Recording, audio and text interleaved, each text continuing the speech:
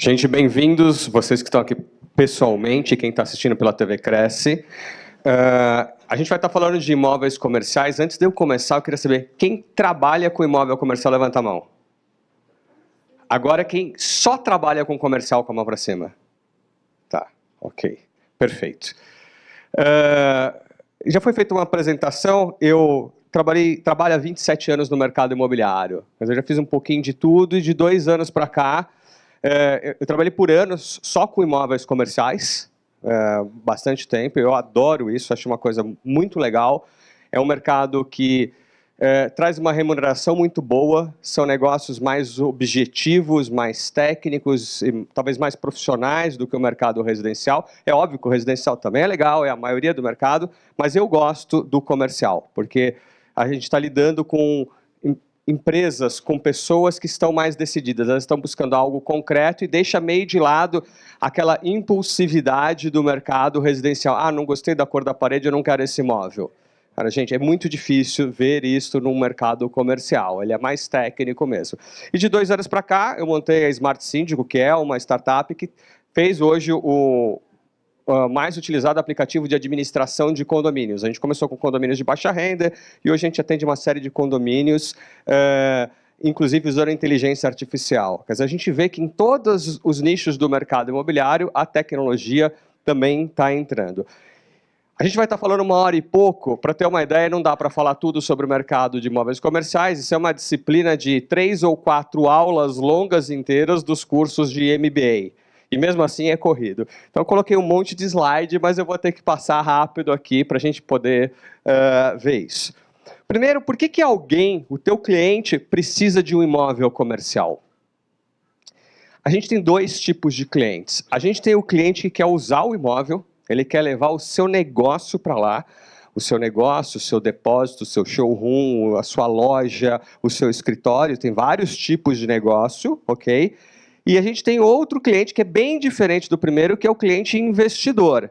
Ele está investindo em imóveis e muitos investidores, principalmente os investidores grandes institucionais, eles gostam e muitos deles só investem em imóvel comercial. Por quê? Porque é mais seguro e dá mais retorno. Se a gente pegar os indicadores de investimento e de rentabilidade, o imóvel comercial, historicamente, nesse ano, no ano passado, há 10 anos atrás, sempre ele deu um retorno maior, na média, do que imóveis residenciais. É óbvio que existem imóveis residenciais que dão valores altos, mas se eu misturar tudo, o imóvel comercial dá um retorno melhor.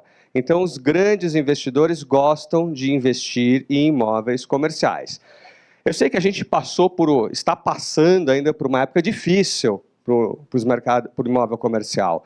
A gente viveu muitos anos de crise no Brasil e óbvio que esse mercado foi afetado, as empresas diminuíram, fecharam escritórios, então a gente teve uma vacância grande e a gente está vivendo isso ainda e ainda vai levar alguns anos. O que é uma ótima oportunidade para quem quer entrar nesse mercado.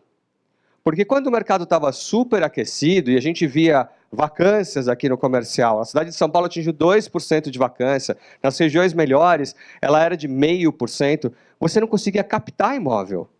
Você chegava num prédio, pô, eu quero que tenha algum escritório vago aí, e a pessoa não te atendia, o segurança, o zelador, o gerente, o porteiro. E hoje é o contrário, hoje para quem quiser entrar nesse mercado, consegue pelo menos captar muitos imóveis e acho que é um bom aprendizado, um bom início para isso. Separar quem está utilizando para uso, quais os tipos de uso? São diversos, que nem eu falei. Mas por que eu preciso saber disso? Eu preciso saber disso para poder entender a necessidade daquela empresa e oferecer um imóvel que seja alinhado com ela. Eu não consigo empurrar um imóvel que não sirva para aquela empresa. Eu tenho que realmente compreender a necessidade de cada uma, e elas são diferentes, mesmo no próprio setor, no próprio nicho, para oferecer um imóvel. Algumas vezes a empresa quer colocar os seus executivos e funcionários, quer unir o time. O que foi muito comum nos anos atrás é como faltavam imóveis comerciais, às vezes a mesma empresa estava espalhada em 3, 4, 5 escritórios diferentes. Podia ser no mesmo prédio, podia ser até em prédios diferentes. E a gente viu nesses últimos 4, 5 anos uma consolidação deles unindo o time para aumentar a produtividade. Lojas vão querer um espaço para vender. Tem gente que quer status. Eu quero estar no melhor endereço, na melhor rua, no melhor prédio, para dar a impressão que o meu negócio, que a minha empresa é muito sólida, é muito grande. E vocês concordam que o status é muito diferente do espaço? Então, eu não posso apresentar, para quem quer status, eu não posso apresentar um imóvel mediano. Ele quer o melhor imóvel daquela região ou daquela cidade. E as necessidades são bastante divergentes. Eu já atendi varejo, loja de roupa, de sapato, empresa de games, de publicidade, escritório de advocacia, banco de investimento, companhia aérea. Cada cliente tem um nicho diferente, esse objetivo diferente. E às vezes é muito difícil compreender ou achar o imóvel que se encaixe naquilo lá. Ok? Quem já está olhando investimento está querendo outra coisa. Ele quer uma rentabilidade, ele quer um fluxo de caixa mensal, ele quer a valorização daquele patrimônio. Alguns estão olhando, aí principalmente quando são famílias e pessoas físicas, sucessão e herança. Então eu quero deixar algo para os meus filhos, eu quero transferir isso através de imóveis. Estou olhando segurança, vai ser minha aposentadoria, isso. Então são motivos diferentes para eu investir em imóvel. E dependendo se o cara está olhando aqui na sucessão ou se ele está olhando na valorização, são imóveis diferentes. Ele está olhando cenários, horizontes de tempo diferentes que ele vai ser dono daquele imóvel. Se o imóvel vai ser grande ou se vai ser pequeno, se vão ser um ou vão ser vários imóveis. O padrão do imóvel. Um grande fundo ou um grupo de investidores maiores, eles vão buscar imóveis conhecidos, imóveis bem localizados, porque isso faz toda a diferença. Um pequeno investidor pode comprar conjuntos ou lojas separadas e mais pulverizados. E a gente, como corretor que está atendendo esse pessoal, eu tenho que entender essa dor, essa necessidade de cada uma dessas pessoas. E também, para complicar um pouquinho mais, existem vários tipos de imóveis comerciais. Ok?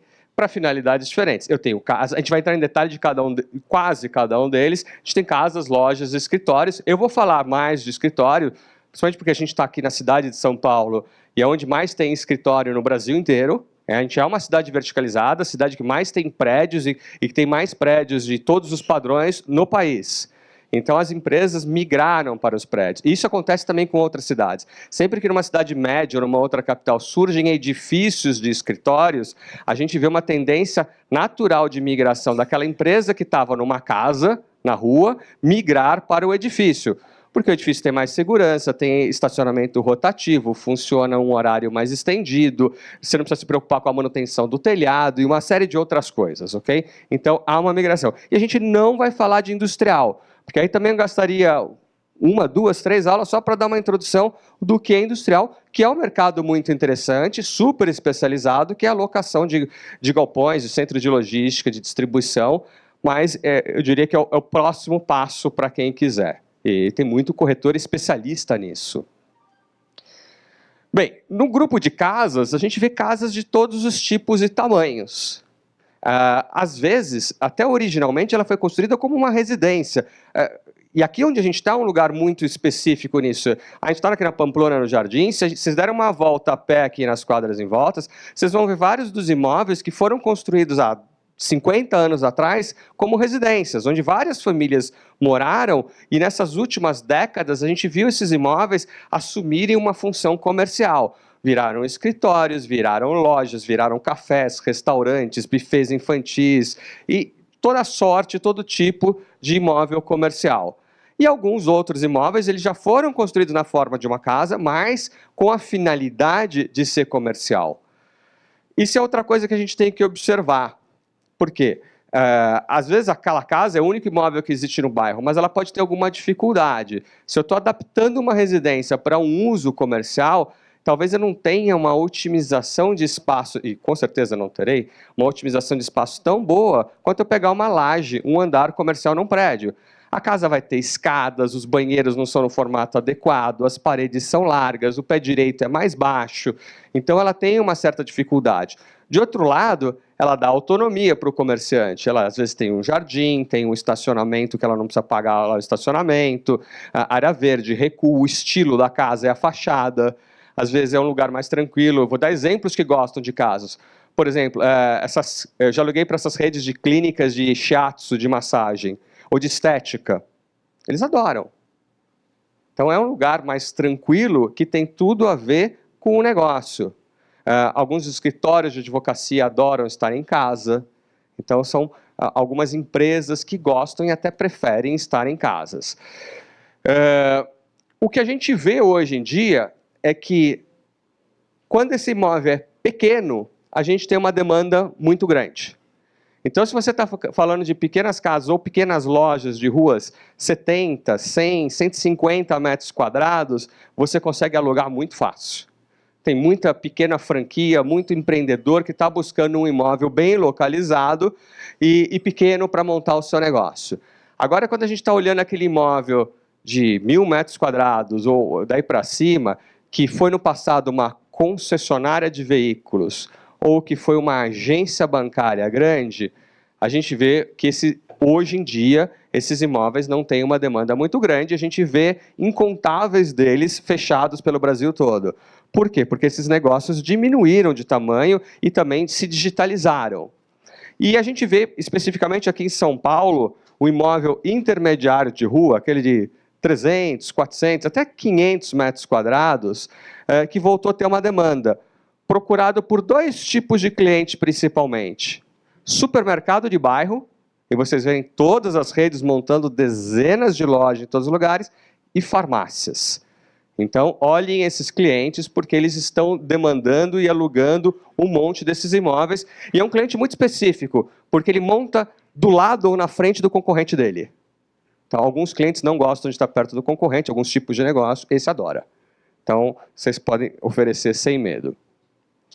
Em casas, a gente tem um monte de peculiaridades. A casa ela tem uma área do terreno diferente da área construída. Alguns negócios gostam de ter terreno, jardim, área verde, para relaxar, para fazer algum negócio ali. Outros acham que aquela área não serve para nada e é inútil. Então, de novo, cabe você entender o que o teu cliente precisa ou não, se ele valoriza ou não, e não apresentar um imóvel inadequado para ele. Casa pode ter um problema de regularização, principalmente esses imóveis muito antigos. Ele construiu um anexo, alguma coisa a mais, e aquilo não foi regularizado. Então, na hora de alguém tirar o auto de funcionamento do imóvel, vai chegar na prefeitura e falar, essa área é irregular. E aí você pode ter um problema. Então, óbvio que você consegue entrar no site da prefeitura e tirar uma certidão e ver, não é 100% de garantia, mas é um processo a ser feito, é gratuito e dá para fazer. Casa pode ter um problema de barulho, depende do bairro e da vizinhança, da atividade que você está colocando. Estou colocando um buffet que faz festa. Será que ele cabe dentro daquele bairro, daquele zonamento, ou será que vai ter problemas com os vizinhos? Então, são peculiaridades que a gente tem que entender de cada um desses negócios. A primeira dica é, entendam o que o seu cliente quer e precisa. Quando vocês estão atendendo aquele empreendedor de primeira viagem, às vezes ele não sabe o que ele quer, o que ele precisa.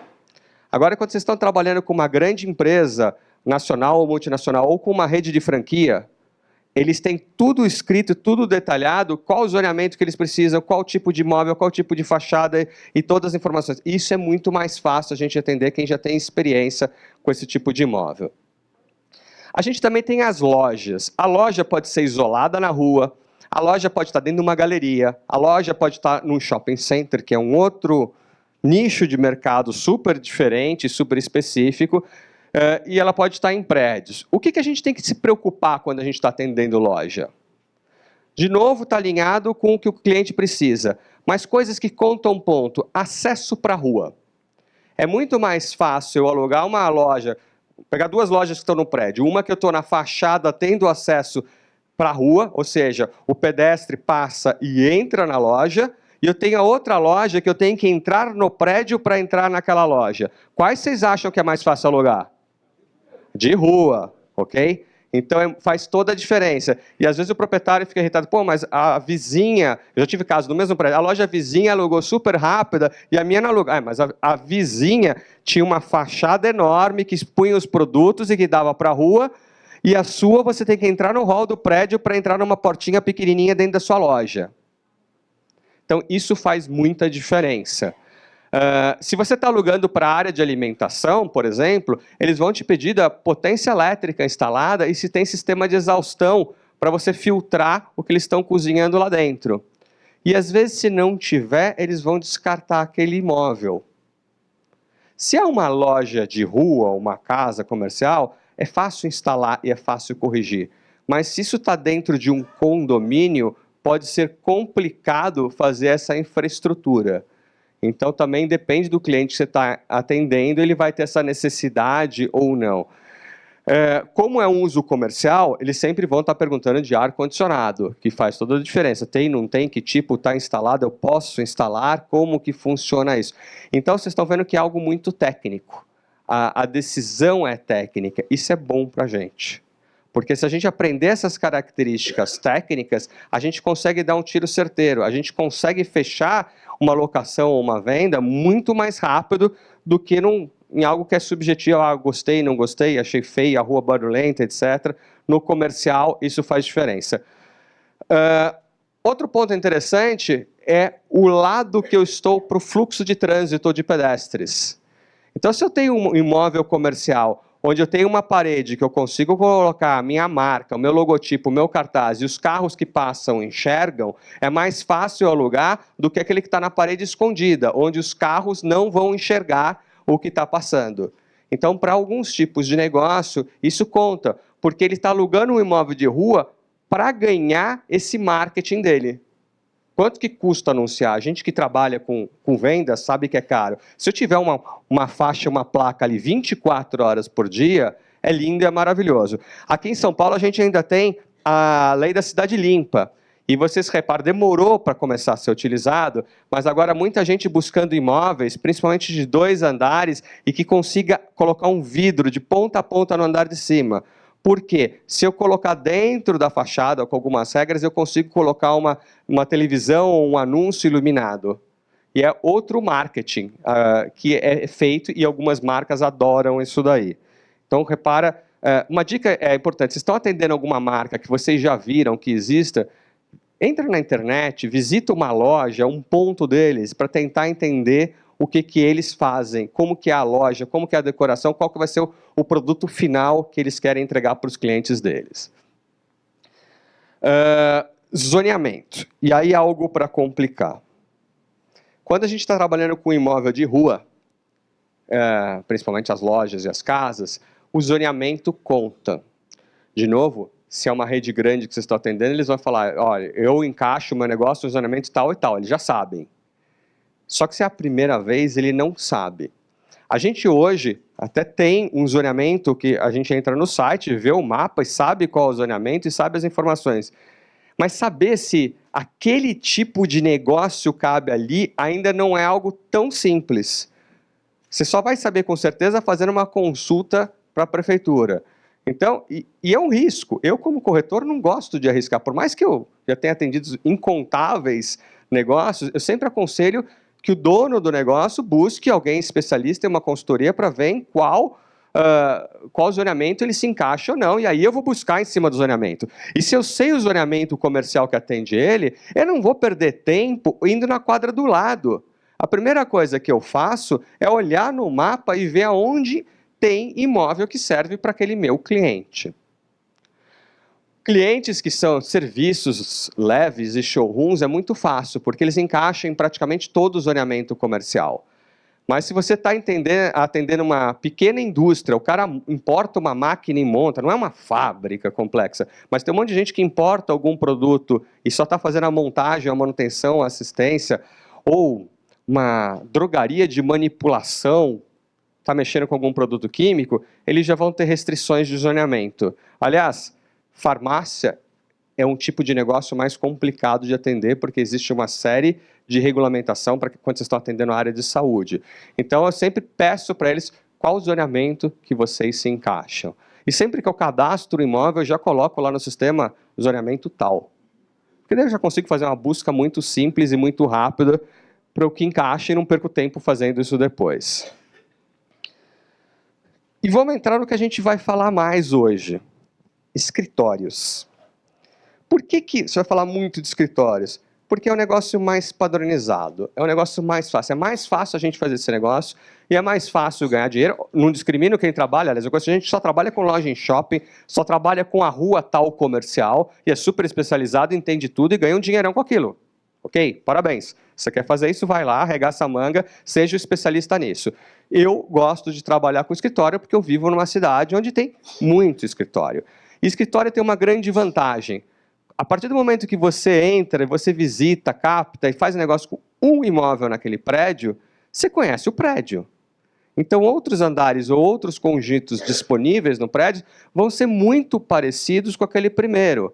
Ah, eu não consegui fazer, não entrou em negócio porque deu uma diferença de X mil reais aqui, ou porque tal complicação.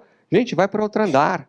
Eu não volto a estaca zero buscando outro imóvel. Eu simplesmente passo a negociar com outro proprietário dentro daquele prédio. Até para cadastrar no sistema é mais fácil. Até para tirar fotografia é mais fácil, porque eu já tenho as fotos de fachada, de áreas comuns, de sala de reunião, de hall, de etc. Eu já sei se o prédio tem ou não gerador, estacionamento e quanto custa e por aí vai. Então, o negócio se torna mais repetitivo e isso economiza meu tempo como corretor. E economizando meu tempo, eu consigo atender mais clientes e fazer mais negócios. Okay? Mas aí cada um escolhe o que quer fazer. Existem dois tipos de escritórios. Eu tenho de um lado os escritórios corporativos, os grandes prédios. No Nordeste é normal a gente ouvir que eles chamam de empresariais. Okay? A gente tem nomenclaturas regionais no mercado imobiliário. E eu tenho os pequenos escritórios, que também tem várias nomenclaturas. Aqui eu odeio, são salinhas. A gente tem mania de falar um conjuntinho, uma salinha, é depreciativo no nome. Como que eu vou vender ou vou alugar uma salinha? Então, corretores, percam essa mania de usar termos negativos e diminutivos no mercado imobiliário. Eu quero vender a melhor sala, uma sala excelente. Eu não quero vender uma salinha, ok? O vendedor de salinha vai ser sempre o vendedor de salinha, não vai ser aquele bem-sucedido. Vamos ver as diferenças desses imóveis e como eles se comportam. Então, a gente tem dois tipos de prédio. Às vezes, olhando por fora, eles parecem muito parecidos, mas eles não são.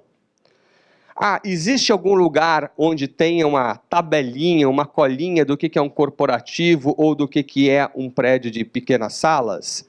Não. Por que não existe? Não existe uma regra nem aqui no Brasil, nem fora. Algumas imobiliárias, as grandes imobiliárias que trabalham com escritórios, elas acabam tendo a sua nomenclatura que varia de uma para outra. E já teve várias tentativas de padronizar. Mas a primeira coisa que não dá para padronizar é que o critério que eu uso em São Paulo é diferente do que eu uso em Belo Horizonte, que é diferente do que eu uso em Curitiba. Então, existe o regionalismo baseado no tipo de edifícios que eu tenho disponíveis naquela cidade. Então, essa regra varia, mas eu vou dar uma diretriz geral. Quando a gente está trabalhando nos edifícios comerciais, em primeiro lugar, o endereço não é tão importante. A gente vai voltar nisso daqui a pouco, ok? Eu não preciso estar naquela avenida ou naquela rua prime conhecida mais valiosa da minha cidade. Eu posso estar numa rua secundária, 1, 2 quadras dali.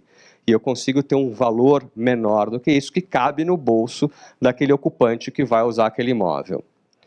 E com isso surgem comerciais de bairro. O que é isso? Eu tenho um bairro com uma característica e uma tendência de ser residencial, onde eu tenho prédios e casas residenciais, e de repente surge 1 ou 2 prédios comerciais dentro daquele bairro.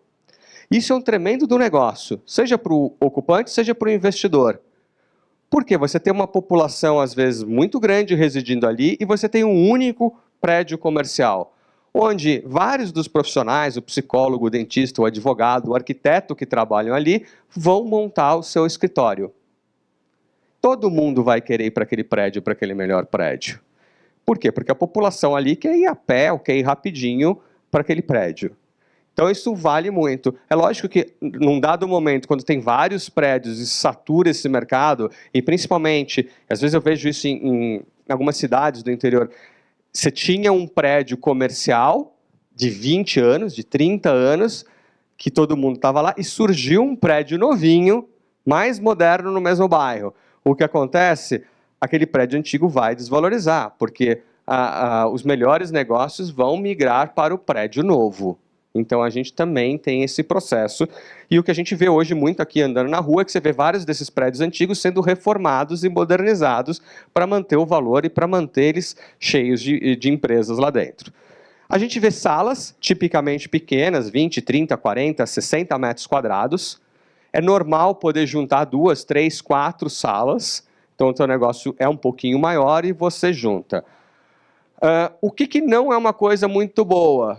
O cara junta o andar inteiro. Eu juntei 20 salas e fiz um andar corporativo. Ele nunca vai ser corporativo, ele nunca vai ter o valor de um prédio corporativo, porque ele tem perdas de otimização com paredes, com colunas, com corredores, com um monte de banheiro, e é diferente de um prédio corporativo.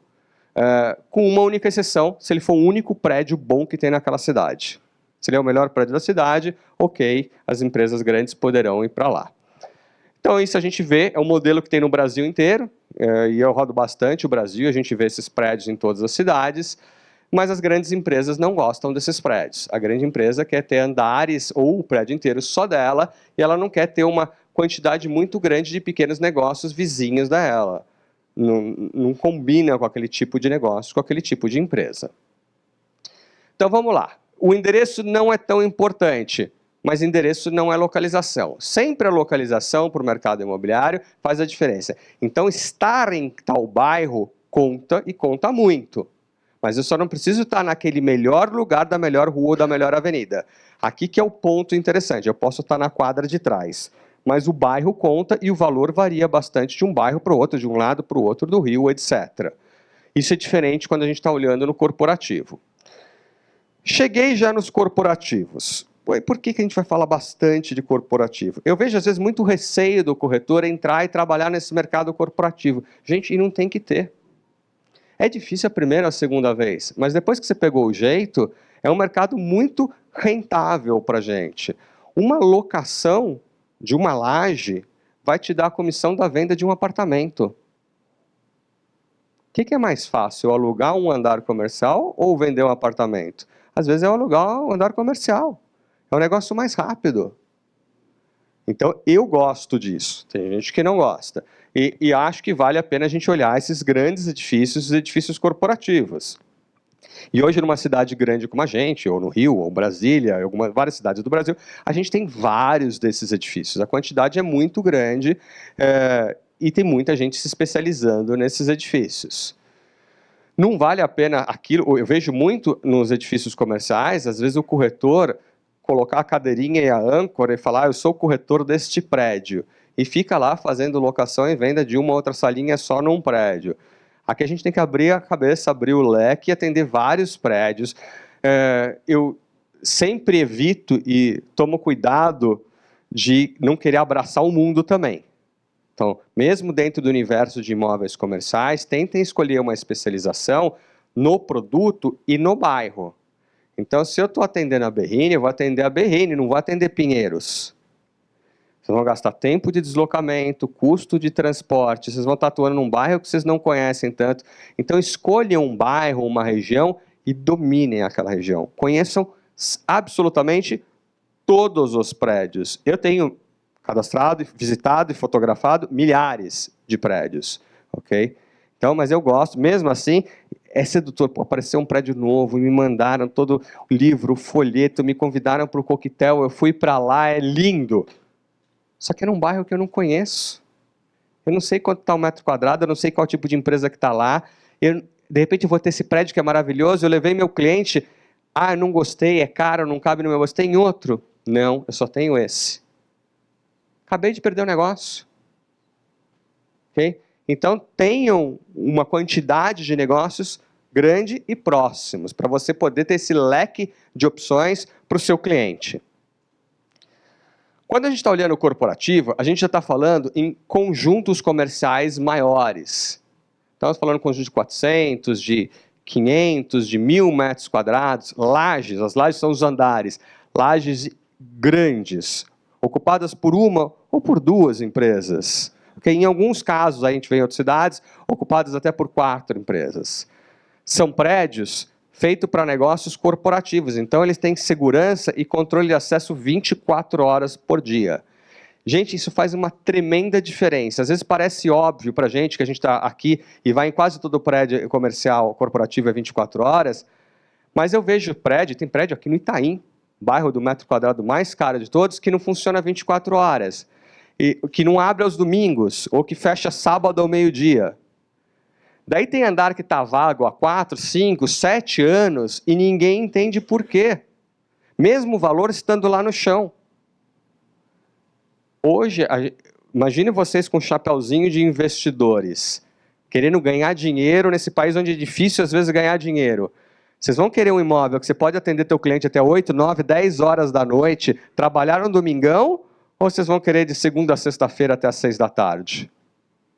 Eu quero ter a flexibilidade de atender a hora. Se tiver que varar a noite trabalhando, eu vou lá varar a noite trabalhando. Aliás, é muito comum eu de noite trabalhar, e a gente está fazendo isso 24 horas por dia.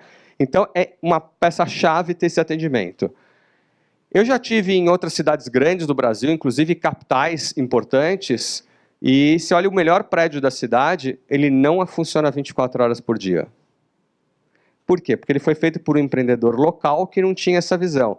Então, eu já deixei de fazer negócio e já fiz negócio onde teve uma discussão muito grande para mudar as regras de funcionamento do prédio, porque senão a empresa não ia lá. A empresa tem escritórios em outras cidades, outros países, como ela vai trabalhar só em horário comercial? Então, é aquela perguntinha que toda vez que vocês forem no imóvel comercial, horário de funcionamento. Ok? Então, vocês têm que saber isso daí. Ele tem que ter também ar-condicionado central. A gente tem muitos prédios, mais ou menos metade dos prédios que tem em São Paulo ou no Rio, não tem sistema de ar-condicionado central.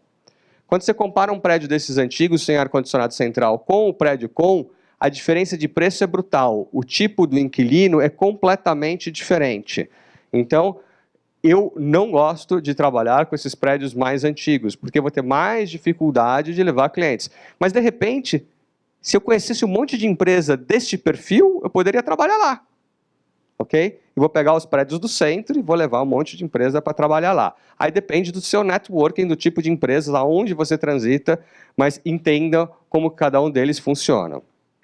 E a recepção do prédio também conta.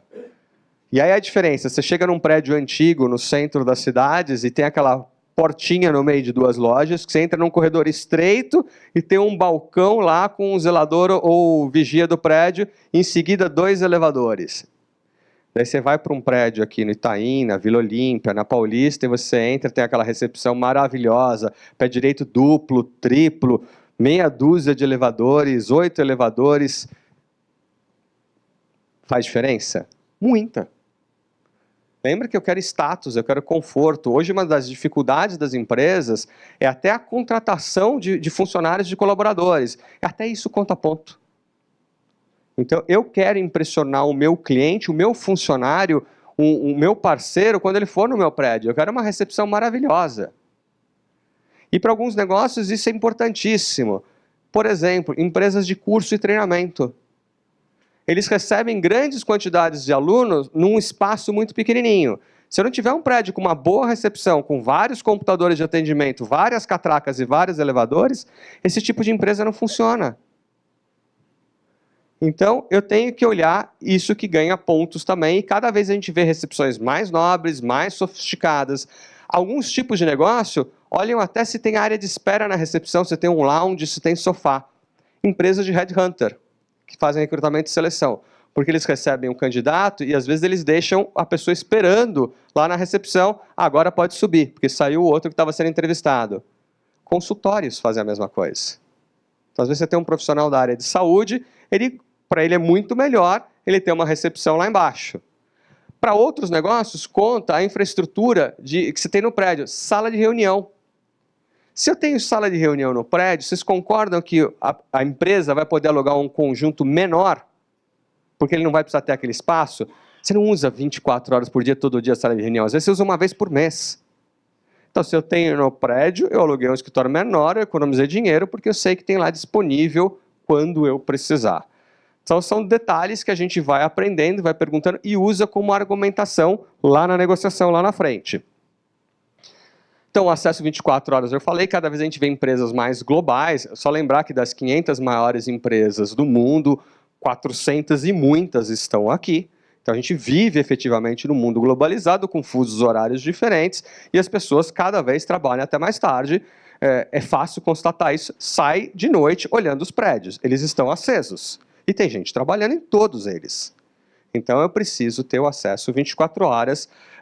Não quer dizer que o acesso é para todo mundo. O visitante às vezes não pode entrar 24 horas, mas o funcionário pode entrar 24 horas. Aprendam esses detalhes, conheçam, perguntem. Tipicamente o proprietário do prédio não sabe isso. Então são informações que eu vou perguntar com a segurança, com o gerente predial, na recepção. Então isso é uma dificuldade do mercado comercial. Como você precisa de muita informação, você vai perguntar para várias pessoas. Porque às vezes a pessoa não sabe e às vezes te dá informação conflitante. Então eu gosto de perguntar.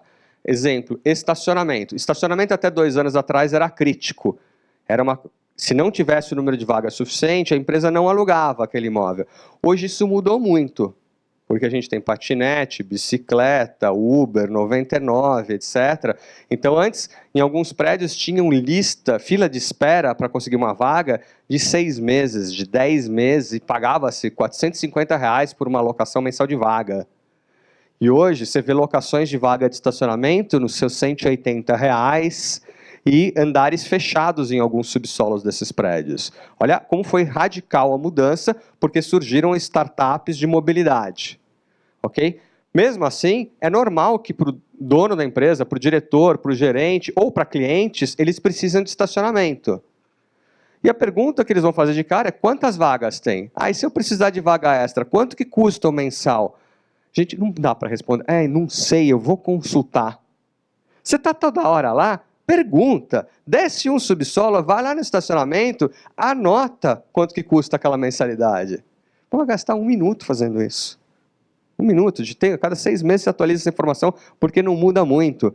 Então, vão colecionando informações, vão colecionando dados, porque isso faz toda a diferença na hora da gente fazer o negócio. Ar-condicionado, eu disse que é importantíssimo, e aqui a gente está falando de sistemas, e existem vários tipos diferentes, de ar-condicionado central. Então, as empresas não querem ter aquele ar de janela. Okay? Os conjuntos pequenos, comerciais, podem até ter splits, mas os prédios mais corporativos têm sistemas centrais, mais silenciosos, mais eficientes, que você controla em zonas. Alguns dos prédios isso já está embutido no valor do condomínio, outros isso, cada andar tem o seu equipamento e paga a sua conta de ar-condicionado, mas o ponto precisa ter ar-condicionado.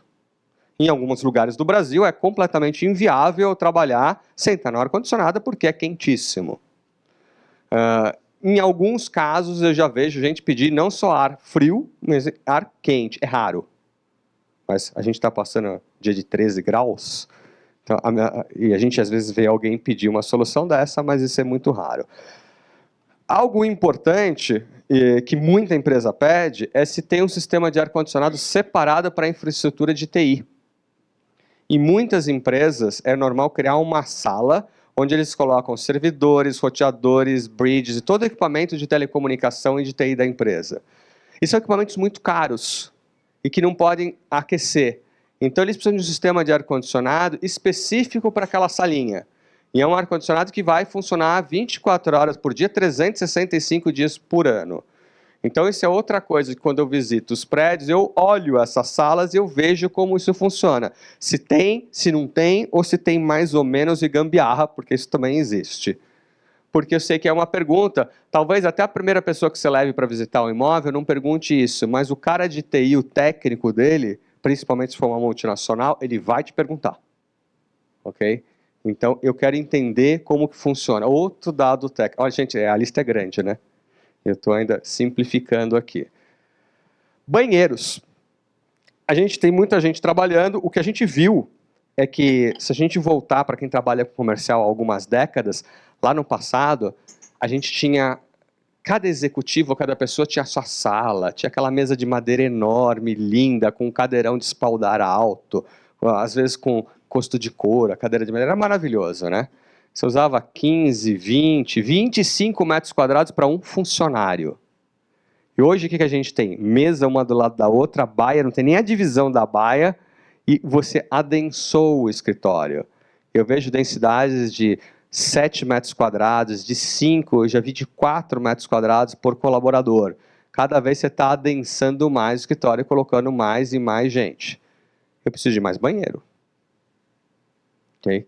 Então, se eu dobrei, tripliquei, quadrupliquei o número de pessoas trabalhando naquele mesmo andar ou naquele imóvel, eu vou precisar de mais banheiro.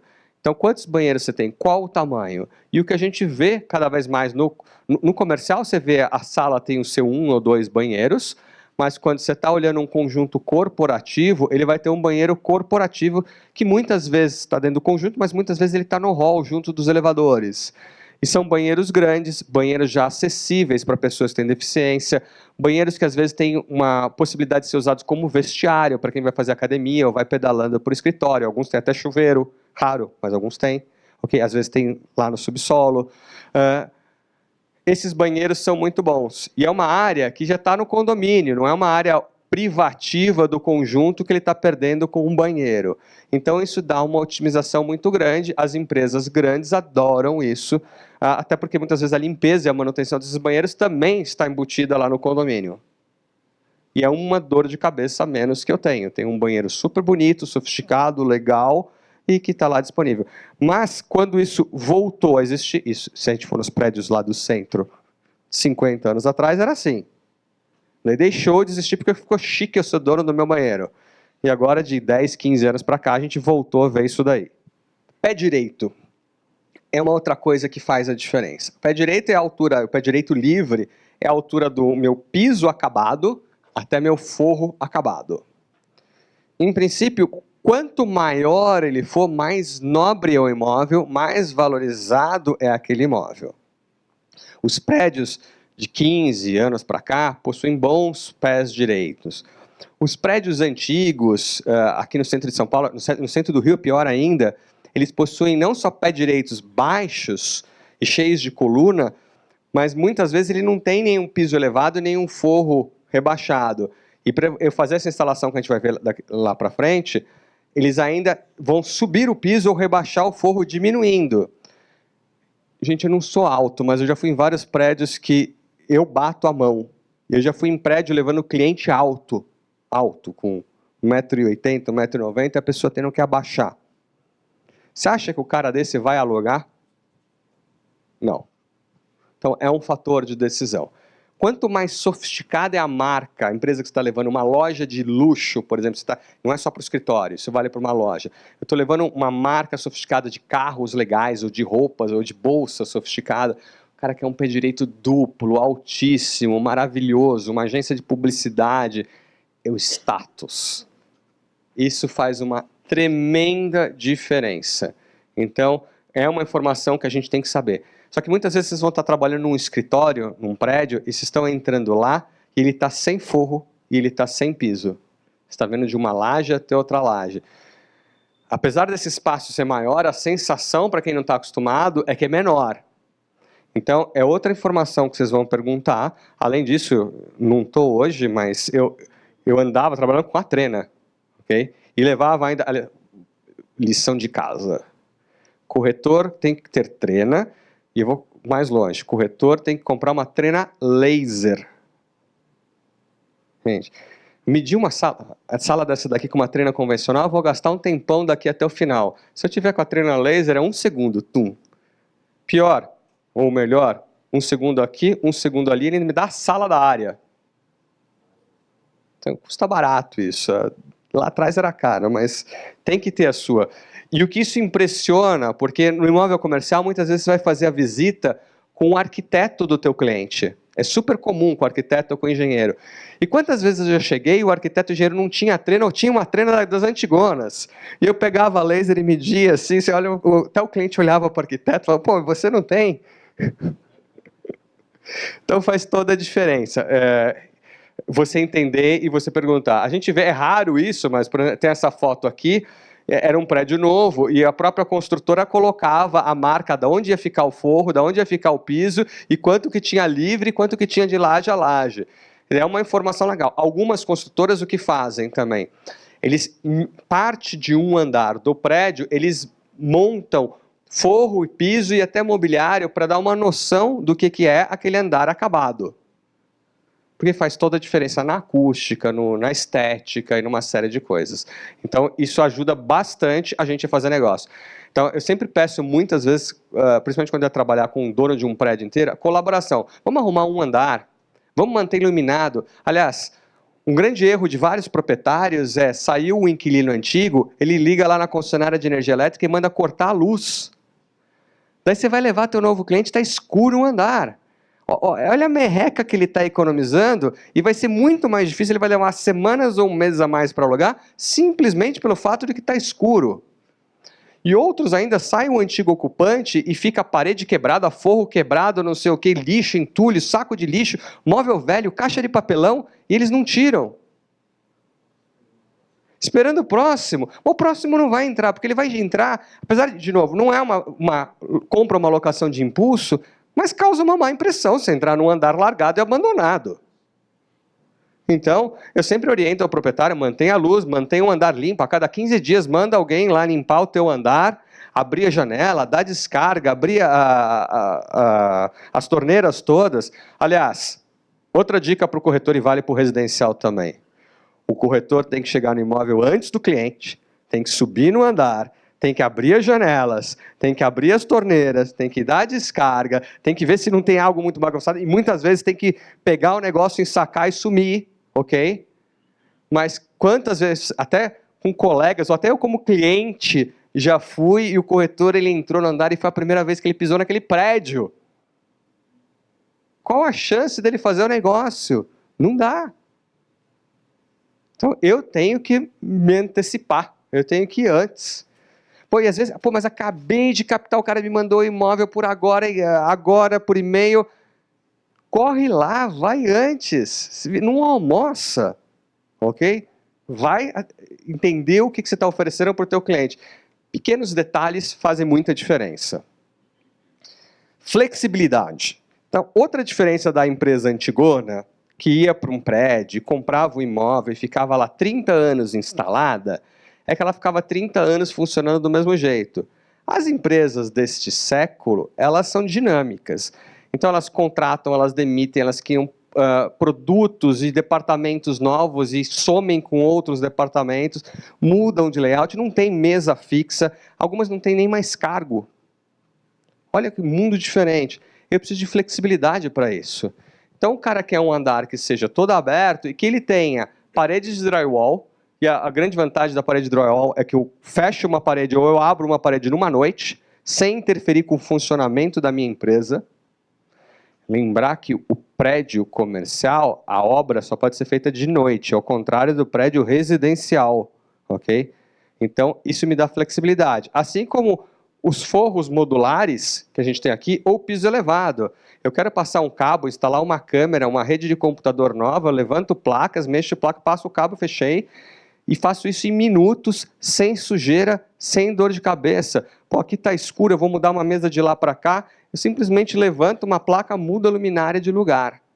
Então as empresas querem essa flexibilidade. Elas vão preferir prédios que tenham isso do que prédios que não tenham essa flexibilidade. Principalmente quando vocês estão lidando com empresas médias ou grandes, ou que tem uma área de real estate, de facilities, uma área, alguém, um executivo, um gerente que cuida disso. Ele fala, eu não quero ter dor de cabeça para mim. Então eu só vou alugar, só vou mudar para um prédio que tenha facilidade de fazer essas obras. Não quero ter dor de cabeça. A gente viu também, nessa última década, uma proliferação de sacadas. Por quê? Por causa da legislação que não computava aquela área, então muitos dos empreendedores fizeram imóveis com sacadas para aumentar a área. Só que o que acontece? É diferente. No meu apartamento, é legal eu ter uma sacada gourmet, com churrasqueira, que eu ponho no terraço, que eu recebo amigos. Alguém trabalha aqui na sacada? Não. Então, a grande maioria das empresas não percebe valor na sacada. E algumas empresas acham aquilo negativo. É um risco. O funcionário pode cair de lá, eu posso derrubar alguma coisa, posso ser processado, isso pode refletir na imagem da minha empresa. Então, quando a gente olha os prédios aqui que fizeram essas sacadas, o que a gente repara, se ele for um conjunto comercial menor, ela vira uma sacada técnica, onde está a máquina do ar-condicionado split dele. Agora, se ele é um prédio corporativo e você tem sacadas de 40, de 50, de 100 metros quadrados, daí para cima, às vezes, aquela sacada está fechada, lacrada e trancada. É uma dor de cabeça a mais, é algo que está tirando a minha visão, algo que eu vou ter que limpar, e vocês podem ter problema na negociação. Já que tem tanto imóvel vago, se eu, inquilino, vou alugar um imóvel que tem uma sacada desse tamanho, eu não quero pagar. Ou pelo menos não quero pagar o mesmo valor de metro quadrado nesse daí. Ah, mas eu já vi aquela que tem um jardim lindo e maravilhoso e que tem a rede e a área de descompressão. Tem, mas é exceção. Então, a minoria das... E tem umas que são maravilhosas e deliciosas. Eu adoraria trabalhar numa assim.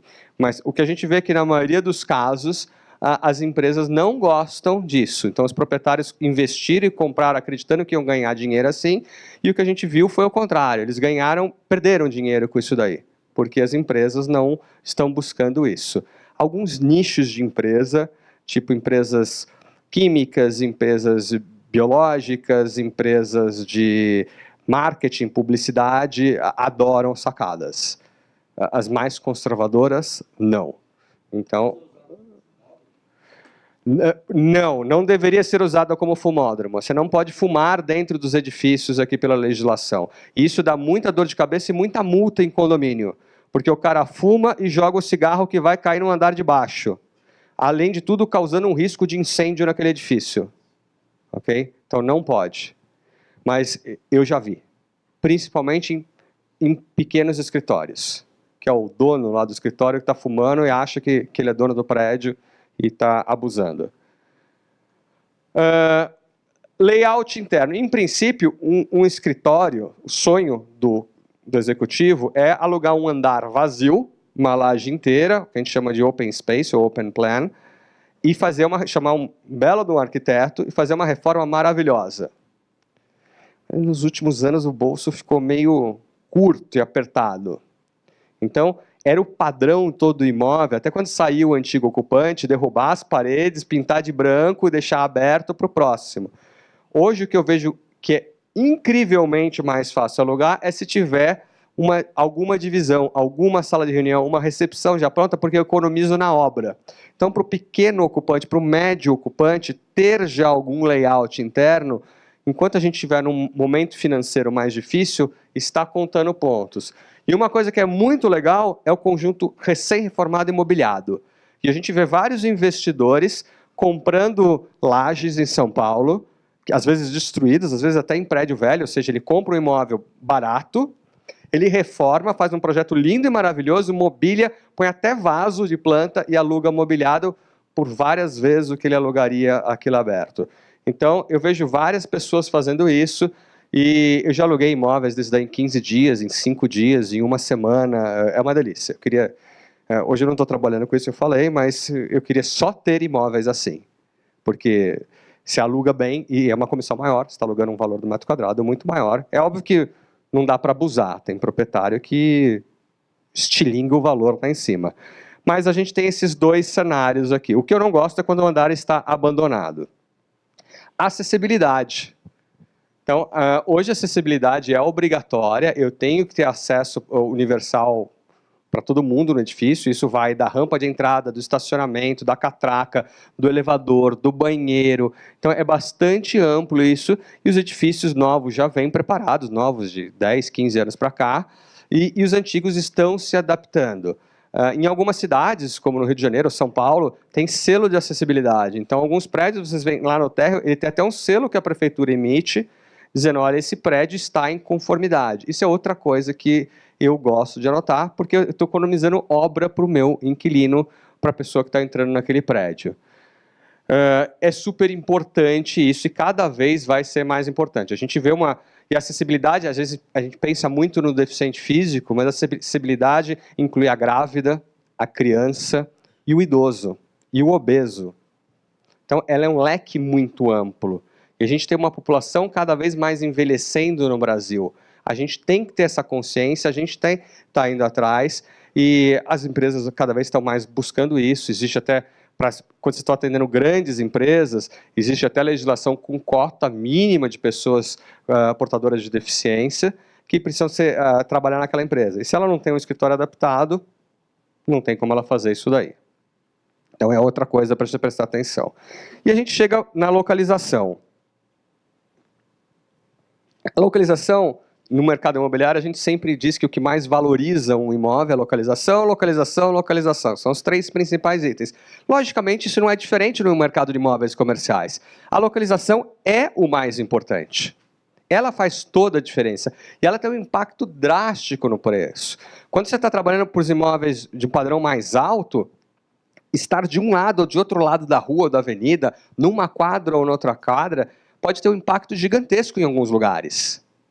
Faz uma tremenda diferença. Não precisa sair longe, a gente está aqui do lado da Avenida Paulista. A Avenida Paulista atravessa a Consolação, ok? Ela tem uma quadra e meia, uma quadra depois. Alguém que está do outro lado lá, é outro preço. Está do lado Jardins e do lado Centro, tem diferença de preço. Está no meio da Paulista é diferente de estar na Consolação ou no Paraíso.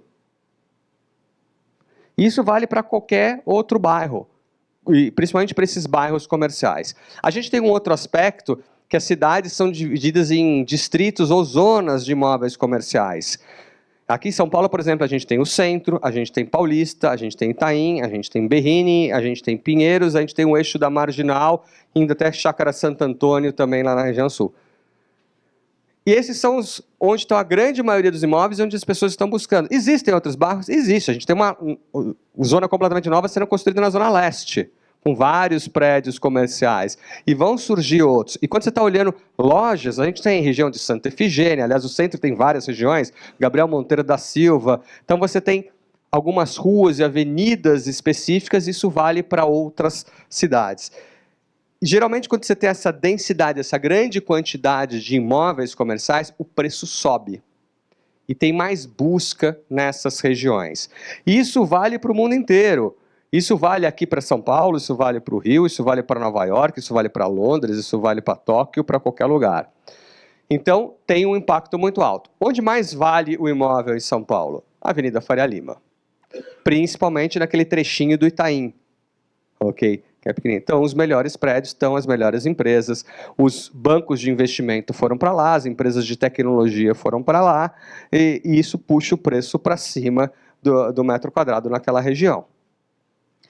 Uma região ela pode passar por ciclos. A gente vê a própria Avenida Paulista, ela passou por um grande período de desvalorização, ela foi o lugar mais caro de São Paulo, depois ela foi caindo e passou por desvalorização, e nos últimos anos a gente viu ela voltar com novos prédios, com reformas, pela facilidade de transporte que ela tem. O que impacta isso é a infraestrutura urbana. Eu tenho bancos, farmácias, academias, hotéis, transporte de ônibus, de metrô, uma boa instalação elétrica no bairro. Isso faz o bairro valorizar, aquela região valorizar.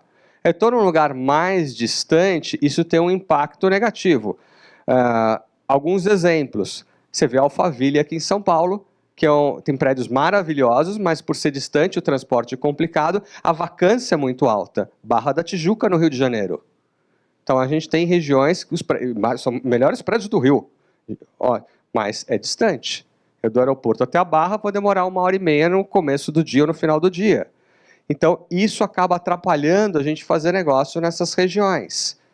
Então, cada uma delas acaba tendo sua peculiaridade. Para outras empresas é ótima, não tem que me deslocar, moro ali do lado, meus funcionários estão aqui, eu vou pagar um aluguel mais baixo num prédio melhor. Okay? Sempre tem oportunidades em todos os lugares. O que a gente vê na cidade de São Paulo? O centro de São Paulo ainda é muito ocupado por governo ou empresas satélites do governo, que prestam serviços para o governo como um todo. Por quê? Porque ela tem que toda hora ir, ter reunião no governo, é mais fácil eu pegar o elevador, descer, andar 2, 3 quadras, resolve o meu problema e é um metro quadrado muito barato. Então essas empresas buscam o centro. A Paulista, a gente vê uma diversidade muito grande. Ela ainda tem governo, mas ela tem muito educacional, muita faculdade, universidade, ainda tem call center, e o call center deveria estar super longe, mas um dos problemas é transporte, não adianta eu fazer. Tem gente que fez call center, por exemplo, em área industrial. Legal, desde que eu tenha transporte para o meu funcionário ir trabalhar lá. Ok? A gente vê muito coworking, e houve um boom gigantesco, e de longe o lugar que mais tem coworking no Brasil é a Avenida Paulista, e outras coisas. E a Faria Lima está lá com seus bancos de investimento em empresas de tecnologia. As empresas químicas e farmas estão da Berrini para a Zona Sul. Então, cada uma vai para um lugar. Daí você tem a rua das motos, dos carros, dos móveis e por aí vai. Então, também entenda a vocação de cada um desses locais. Algo que conta cada vez mais é o transporte. A gente não tem nenhuma palavra no Brasil, o estrangeiro usa commuting, que é os vários tipos de transporte que eu uso ao longo do dia. Eu preciso poder trabalhar de formas diferentes. Eu fui de carro para o escritório, eu vim de bicicleta até aqui e eu posso voltar de metrô. E eu sou multimodal. E cada vez mais a gente vê a população usar sistemas de transporte diferentes. Alguns bairros oferecem mais facilidade, alguns menos. Ao mesmo tempo que o Itaim, eu falei que é o bairro mais valorizado comercial em São Paulo, ele está distante do metrô. Isso é um gargalo. E tem muita empresa que exige estar próximo, 500 metros, 1 quilômetro de uma estação de metrô, porque os seus funcionários vão de metrô. Tem bairros, a gente está aqui do lado, que tem uma ciclovia protegida e decente. Tem bairros que eu não consigo acessar de bicicleta. Tem bairros que eu tenho várias linhas de ônibus, tem outros que eu não tenho. Tem prédios que eu tenho muitas vagas para estacionar, tem outros que eu não tenho nem no prédio e nem no entorno. Quanto mais opções eu tiver, melhor. A gente vê muitos dos prédios hoje corporativos, tem até na frente do prédio estacionamento de bicicleta e de patinete compartilhado. Tem vestiários decentes nos seus subsolos para que os funcionários possam tomar banho com lugar para guardar suas roupas, capacete, etc. Vagas de moto. Então a gente vê que isso mudou radicalmente nesses últimos anos e isso impacta muito no transporte. Se você estiver atendendo uma empresa de jovens, se você não oferecer isso, você não vai fazer negócio. Uma empresa de games, se não tiver isso, você perdeu o negócio. Então, todas as empresas jovens, modernas, todas as startups estão buscando essa variedade de tipos de transportes que tem. E isso faz muita diferença, gente. Serviços. Eu também quero serviço. Já que o transporte é um problema e gasta-se em média 2 horas de deslocamento todo dia numa cidade grande, eu quero poder ter lojas, shoppings, alimentação, academia, universidade perto do meu escritório. De preferência no meu prédio. Mas se não tiver, 1, 2, 3 quadras dali. Então, ter esses serviços no prédio e no bairro, lavagem do veículo, oficina de manutenção, café, restaurante, isso me ajuda demais. E às vezes você está atendendo, muitas vezes eu fiz negócio em prédios, que o prédio era bom, mas ele estava isolado, ele estava num bairro onde não tinha onde almoçar. Sabe o que acontece? Às vezes a empresa que vai para lá vai ter que construir um restaurante num dos seus andares para atender seus funcionários. Porque não tem, ou tem 1, 2 opções no bairro, e essas opções não são adequadas para todo mundo, não tem diversidade de comida, não tem diversidade de preço de alimentação. Então isso é outra coisa que eu tento compreender, o que está no entorno, o que eu tenho de serviço. Porque vão te perguntar, e com certeza vão te perguntar se numa das visitas for alguém de RH. O RH está muito preocupado com isso.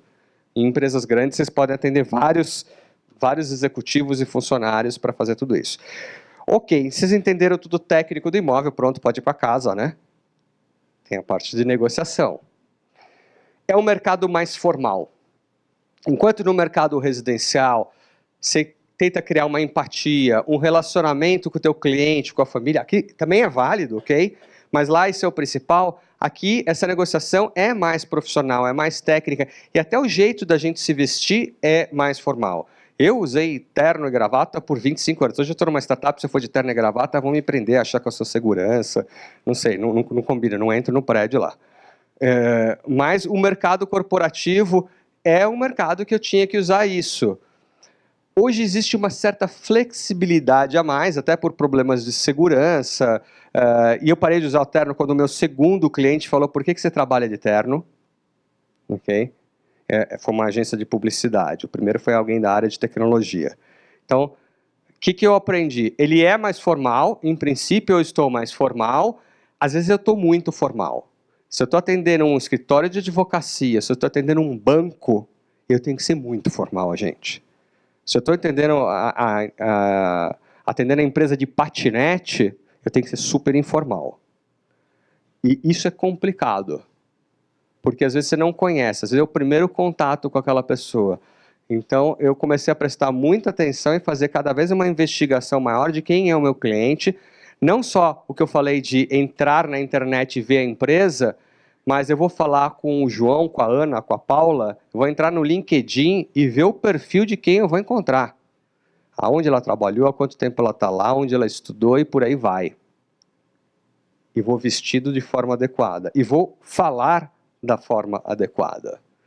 Então, ele é um mercado que exige um grau de formalidade muito maior. Principalmente quando você está atendendo estrangeiro. Ele é um negócio que você une empresas a empresas, é um negócio B2B, de business para business, de pessoa jurídica para pessoa jurídica. No residencial, você está vendendo de uma pessoa física para outra pessoa física. Aqui eu estou fazendo um negócio onde o dono do imóvel é uma pessoa jurídica, na maioria dos casos, e o ocupante daquele imóvel também será uma pessoa jurídica. Isso traz uma certa, de novo, formalidade, profissionalismo, e alguns procedimentos acabam mudando por causa disso. Na hora que vocês forem analisar a documentação, por exemplo, é diferente. Quem assina, quais documentos eu levanto? Então, isso vai impactar. Eu gosto, ok? Empresas tomam decisões profissionais.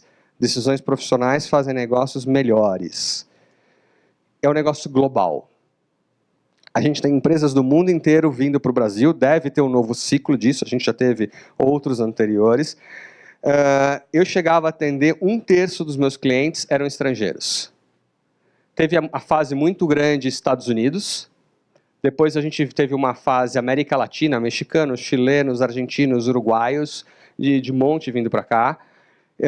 Tivemos uma fase asiática, que ainda é muito forte, China, Japão, Coreia, várias empresas vindo para cá, e uma fase europeia. Muitos portugueses, italianos, espanhóis e alguns ingleses também vindo para o Brasil. Falar outra língua. Então, o inglês está enferrujado? Vamos estudar.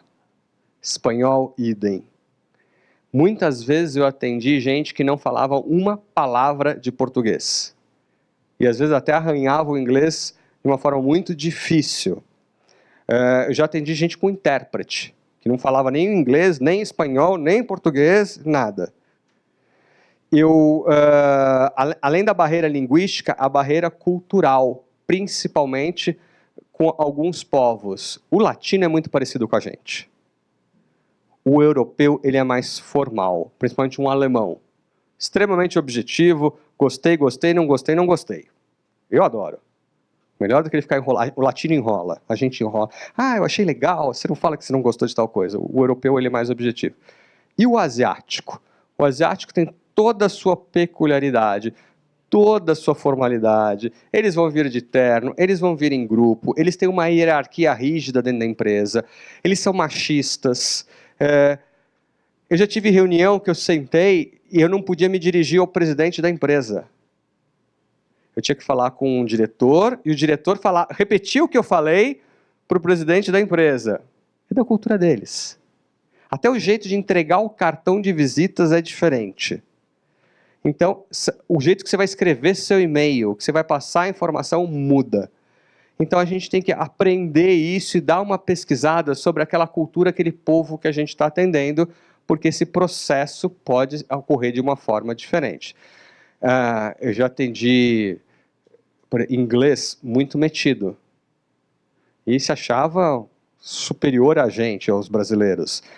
É meu cliente, ok? Vou ter que engolir sapo, vou ter que me adaptar, vou ter que entender que ele é assim mesmo e vou fazer um negócio com ele. Então, a gente tem que entender um pouco, sintonizar com cada um desses povos. Faz parte do negócio. Isso é um tremendo diferencial. Porque na hora que eles encontravam alguém que falava uma outra língua, que fazia tudo direitinho, dava diferença. Esse cara já mora no Brasil ou ele está vindo de fora? É o cara que decide estar aqui ou está em outro país? É o primeiro negócio deles no Brasil ou eles já têm aqui CNPJ e já estão funcionando? Então são várias coisas importantes para a gente saber. Porque isso acaba impactando na velocidade desse negócio. É uma empresa que o cara gostei, assina, ou ele tem que mandar para o board, para o comitê da diretoria, reunião que vai se reunir daqui a 60 dias lá fora? O que acontece é que quanto maior a empresa é que você está atendendo, ela tem mais etapas. Às vezes te liga lá um assistente ou estagiário fazendo o que eles chamam de screening, é a primeira pesquisa. O cara está montando a tabela de Excel. Perdido, não entende nada de mercado imobiliário, mas ele vai fazer aquilo e vai passar para o gerente dele. Adoro pegar assim. Porque você percebe de cara que ele está fazendo isso. Às vezes ele te manda a planilha de todos os prédios que ele levantou e de todos os imóveis. E daí você vê que o quão a pessoa está perdida. O estrangeiro tem uma outra coisa interessante. Ele não conhece a cidade, uma cidade como São Paulo. Às vezes ele vem de uma cidade muito pequenininha lá fora. Daí ele quer vir aqui, no dia... Em novembro, ele está pesquisando agora, em setembro, em novembro, no dia 18, eu estarei aí em São Paulo para visitar os imóveis. Eu quero visitar na Berrini, em Santa Amaro, na Paulista, em Pinheiros, 10 imóveis. Ele não tem noção do tamanho da cidade, de como variam os bairros. Então, muitas vezes, nesses processos iniciais, eu explico o que é a cidade, o que são os bairros, qual a peculiaridade, quem vai estar trabalhando, a pessoa está vindo para o Brasil ou não. Gente, eu tenho um mapa das escolas internacionais de São Paulo, por nacionalidade e língua, onde estão os consulados e embaixadas, e por aí vai, porque eu preciso estar muito, entender e facilitar a vida desse expatriado que está vindo para cá. Aonde estão os hotéis, qual a distância do aeroporto? Às vezes é difícil o cara entender que tem 2 aeroportos na cidade. Olha que São Paulo tem pouco, mas tem 2. E ele vai passando, e cada um deles está olhando uma coisa diferente. O cara do departamento comercial está olhando se está próximo do cliente dele. O RH está olhando o transporte e o conforto dos seus funcionários. O cara do financeiro está querendo te espremer no preço e conseguir carência longa e por aí vai. Cada um tem um objetivo diferente e às vezes é complicado atender todos eles. O mais difícil é o RH. O pior de todos é quando o RH... Já aconteceu comigo, e no dia que eu vi, eu falei, perdi o negócio, que estava fechado, o presidente da empresa tinha amado, de uma multinacional, e o cara levou funcionário para visitar, uma comissão de funcionário para visitar o imóvel. Gente, é impossível agradar tudo. Pô, mas eu moro na Zona Leste, eu moro na Zona Norte, o imóvel aqui é longe, não, vamos buscar um próximo no meu bairro. Aquele imóvel era adequado para a empresa, hein? Mas houve uma contaminação no processo, então a gente tem que evitar. Eu não sabia que isso ia acontecer, porque... Quando o cara fala, vou levar, fala, não, não leva não, porque vai estragar o negócio. Então, a gente tem que ajudar a tomar a decisão. A negociação, por mais que ela seja profissional, se a empresa for muito grande e tiver essas várias etapas, ela pode ser demorada. Então, eu sempre tento entender qual que é o horizonte de tempo que eles querem fechar o negócio. Eu estou desesperado e preciso agora, porque eu briguei com o proprietário do meu imóvel e tenho que sair até o final de outubro. Ou, eu estou pensando em montar um negócio no Brasil no janeiro do ano que vem. Tempos diferentes, esforços diferentes. Eu já tive caso que eu me recusei a atender o cliente. Tinha gente, eu quero estudar a possibilidade de trazer uma franquia de sorvete. A gente teve o boom dos sorvetes e paletas. E toda semana entrava um cara querendo fazer isso daí. E tinha gente que estava estudando se ia montar um negócio para trazer a empresa da Europa que fazia isso e queria identificar as 10 lojas para que no ano que vem a pessoa e queria um laudo de cada uma. Você acha que eu ia perder o meu tempo fazendo isso? Eu falei, olha, custa tanto para eu fazer isso. Você quer? Não, eu não sei se eu vou montar um negócio. Eu sou corretor, não sou guia turístico. Ok? Então, deixar bem claro isso daí. Então, você tem que entender esse processo, como funciona em cada uma das empresas. A gente tem, óbvio, sempre quem quer comprar o imóvel e quem quer alugar. No residencial, a gente vê que a grande maioria dos imóveis são próprios no Brasil. As pessoas gostam de comprar. A gente é latino, descendente de português e espanhol, na maioria dos casos, que tem um bem de raiz e quer ser dono do imóvel e da solidez. Empresa quer que o negócio vá para frente, não quer imobilizar, não quer deixar aquele dinheiro parado. Então, nas empresas, quase a totalidade dos casos, elas alugam os imóveis. O que, para a gente, é ótimo, porque as comissões são boas e o negócio é mais rápido. Quando a gente vai tirar uma proposta, e aí uma proposta de locação, eu tenho que olhar várias coisas, mas 4 são obrigatórias. Okay? Em primeiro lugar, eu tenho que olhar o valor. E quando a gente está falando um valor de um imóvel comercial, não interessa quantos reais que custa. Interessa quantos reais por metro quadrado. É mais importante do que os reais do total. Por quê? Porque a empresa ou já fez várias locações, uma rede de lojas, ou quem tem escritório em vários lugares, um banco, etc., ou porque ela está comparando vários deles.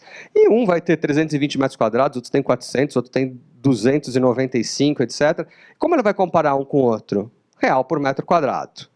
Então, é outra coisa que a gente precisa acompanhar, ter isso na nossa cabeça. Eu tenho no meu sistema, eu consigo buscar por reais por metro quadrado. Okay? Isso me facilita, me economiza um tempo gigantesco para fazer esse negócio. E ainda são R$2 por metro quadrado diferente. Eu tenho um da locação e tenho um valor total, onde eu vou colocar condomínio, seguro, IPTU, etc. Os outros custos. Porque, às vezes, o condomínio mata o negócio. Então, prédios pequenos, prédios mal administrados, e tem muito, o condomínio acaba sendo caríssimo. E às vezes a gente vê mais de 100% de variação de um condomínio de um para o outro. E o IPTU também pode variar bastante. E você não consegue negociar condomínio e você não consegue negociar IPTU. Então, essa negociação para reduzir o custo total vai cair em cima da locação, o que vai ser um trabalho gigantesco para o corretor e que vai estressar o proprietário e vai ser uma negociação mais complexa. Então, eu preciso entender isso e eu vou tirar essa proposta. Eu pago até tanto, chego a isso, quero tal condição comercial. Preço.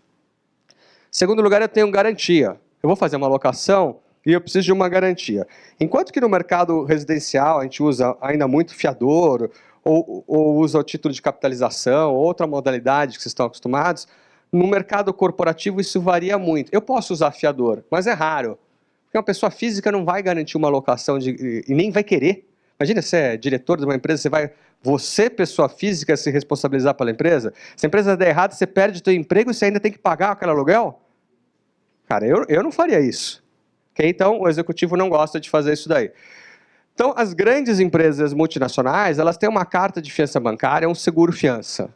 E às vezes ela já tem uma apólice que vale para o país inteiro, para o mundo inteiro, e ela faz a tua locação, ela só inclui aquele imóvel, e isso sai simples, fácil, não é burocrático. As empresas médias e pequenas, elas não gostam muito disso. Por quê? Ela vai pagar de 0,8 a 1,3 aluguel a mais por ano para o banco ou para a seguradora.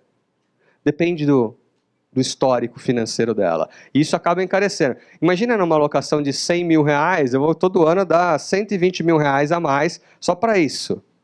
Em 8 anos foi R$1 milhão para o banco. Eu não quero gastar esse dinheiro.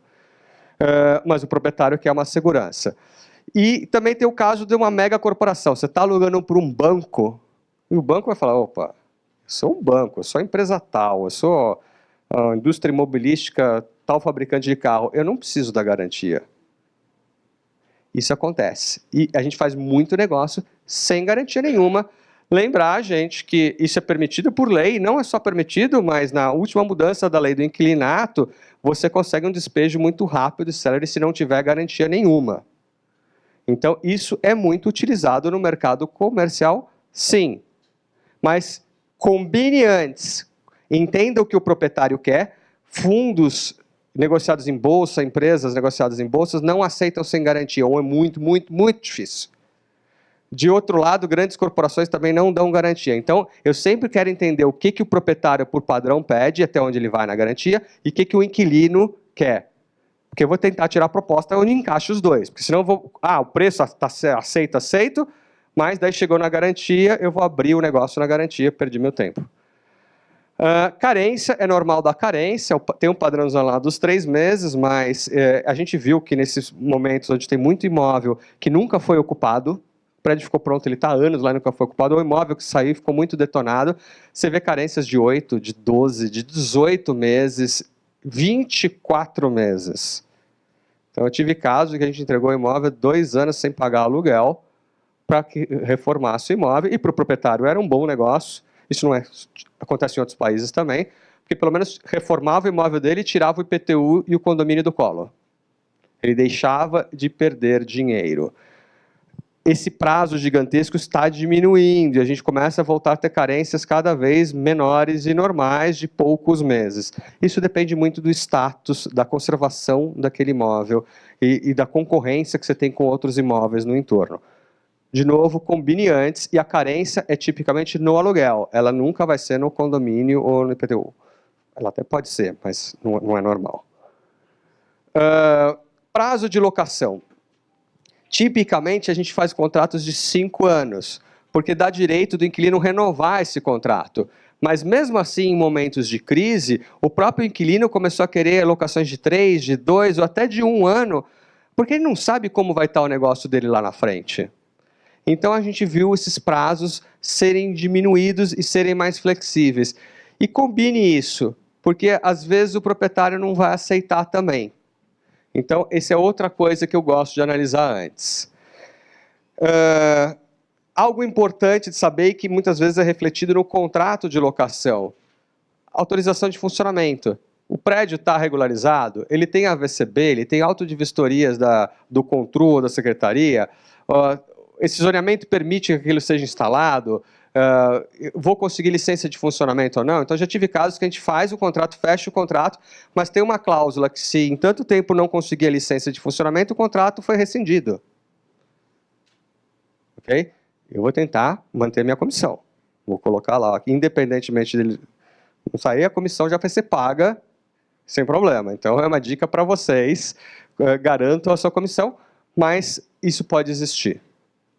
Tem gente que já perdeu o negócio por causa disso. Em alguns casos, a gente faz uma carta de confidencialidade. Alguém está negociando, mas eu não quero... Isso vale para o proprietário, isso vale para o inquilino. Mas você assina um documento que você não pode deixar que ninguém saiba a respeito disso. Por quê? Ninguém quer saber se não é bom que o concorrente saiba se a empresa está crescendo, se está encolhendo, se está mudando de lugar, é uma decisão estratégica, vale no negócio dela. Então, eu já tive várias e várias vezes que assinar uma carta de confidencialidade. E muitas vezes eu não tenho poder de mudar o que está lá, é um padrãozão da empresa e assina.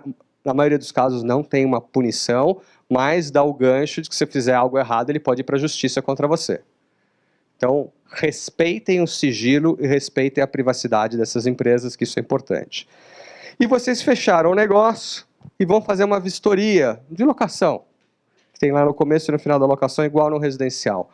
Qual que é a diferença aqui? Ela é mais técnica. Então, na locação, você está fazendo uma visão mais residencial, mais superficial. Aqui, me interessa quantos alto-falantes eu tenho na sala, a câmera, o tipo de carpete, o tipo de luminária, o tipo de ar-condicionado, a capacidade elétrica instalada no quadro. Então, aí, tudo aquilo que a gente falou de parte técnica é importante vocês conhecerem e documentarem. E algumas dessas vistorias são bastante extensas e embasadas com fotografia e descrição de cada um desses equipamentos. Porque na devolução do imóvel, eu vou querer com aqueles equipamentos, ou vou dar margem de negociação e vou colocar isso no contrato. Mas a vistoria acaba sendo uma vistoria mais técnica. Alguns grandes proprietários, e é muito normal no mercado corporativo, que o proprietário tenha uma empresa de administração dos seus imóveis. Alguns grandes proprietários fazem essa vistoria e entregam já o laudo por você, e no momento de receber, você como corretor vai junto com o cliente e vai acompanhar e vai fazer essa vistoria. Mas em muitos casos eu tenho que fazer essa vistoria. Então até isso é outra coisa para vocês prestarem atenção e perguntar ao proprietário quem vai fazer essa vistoria. Vocês vão gastar algumas horas fazendo isso. Vai ter que ir lá, vai ter que fazer o levantamento, volta lá para o teu computador, preenche, imprime e depois vai lá receber. Então eu prefiro que, se alguém fizer, algumas horas que eu deixei de trabalhar com aquilo, estou trabalhando com outra coisa. Mas eu também gosto de fazer porque eu aprendo bastante com isso. Numa locação comercial, eu tenho direito a revisional. Tanto o proprietário quanto o inquilino podem pedir a cada múltiplos de 3 anos para renegociar o valor daquela locação, porque está muito caro ou está muito baixo. Isso a gente também coloca no contrato de locação. E é uma ótima oportunidade para todos, porque em muitas dessas revisionais se contrata um perito avaliador.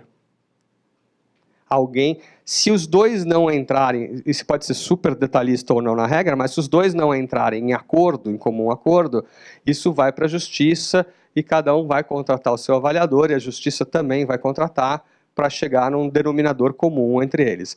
Isso é uma prática muito legal no mercado imobiliário brasileiro. É uma regra bem brasileira isso daqui, porque sempre está deixando justo o valor da locação.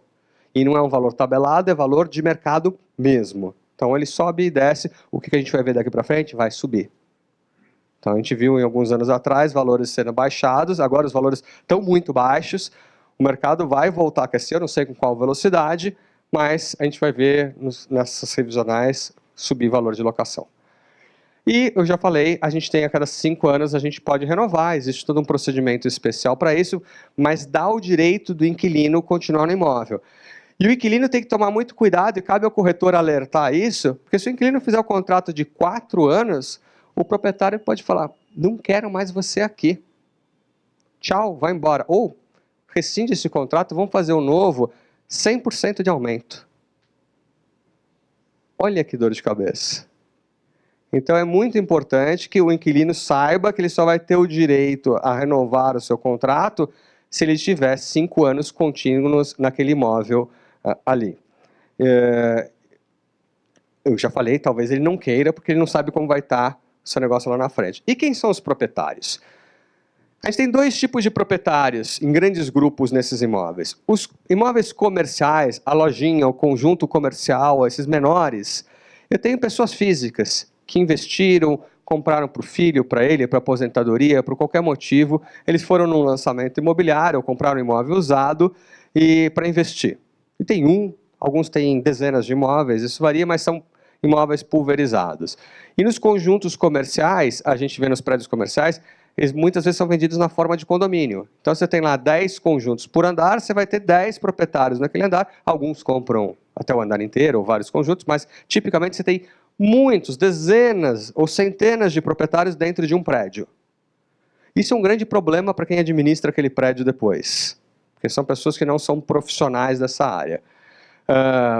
De outro lado, os corporativos, os grandes edifícios, os grandes complexos, eles têm um ou poucos donos. Às vezes é um grande fundo imobiliário, um grande fundo de investimento, uma empresa proprietária de imóveis muito grande. Às vezes você tem um mix de fundos de previdência, de outros investidores, sendo donos de andares ou de partes desses prédios.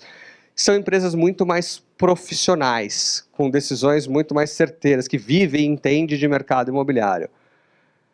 Mas é mais difícil de chegar a primeira vez para negociar com eles. Vou chegar no fundo de previdência, aonde? Quem que é o responsável pela área? Qual que é o contato? Então, às vezes, abrir essa porta e entrar nessa grande corporação, nesse grande proprietário, é complexo. Era quase impossível em 2010. Eles trabalhavam com 3, 4 corretores e olhe lá e não queria ouvir o resto. Hoje, como tem muito imóvel vazio, muitas delas criaram áreas de parceria, áreas de lidar com imobiliárias e corretores. Então está muito mais fácil, mas é um cliente diferente. É importante só saber. Eu gosto de trabalhar com os grandes proprietários. Eles são mais organizados, eles sabem o preço, eles são muito mais sinceros na negociação, eles entendem que o mercado às vezes está difícil. Eles falam, nesse imóvel eu consigo chegar até tanto se for o andar tal. Então, às vezes, antes de tirar a proposta, eu já sentei com o proprietário e eu vi até onde o cara vai. E daí, quando eu vou tirar a proposta do meu inquilino, ela vai estar super alinhada. E esse proprietário vai ter uma decisão mais assertiva. Por mais que ele tenha um processo formal, que tenha um comitê que analisa, etc., é mais fácil fechar este negócio. Ele está mais flexível para me dar uma carência grande. Ele não tem problema de pagar a comissão no começo. Às vezes, ele dá comissão premiada, então a gente ganha mais dinheiro. E às vezes no pequeno proprietário isso é mais complicado. Eu já penei para receber comissão de pequeno proprietário, viu? Algumas foram difíceis. Mas tem os 2 para a gente atender. E os ocupantes, quem está lá dentro? O ocupante, já falei, ele pode estar querendo o espaço dele, ele pode estar querendo status, ele está buscando às vezes uma característica especial, uma vitrine grande, uma área verde, uma rua tranquila, uma rua com fluxo muito grande de pessoas, isso a gente tem que entender o que está acontecendo, mas todos eles em comum querem custo baixo. Então, o inquilino quer pagar pouco pelo imóvel.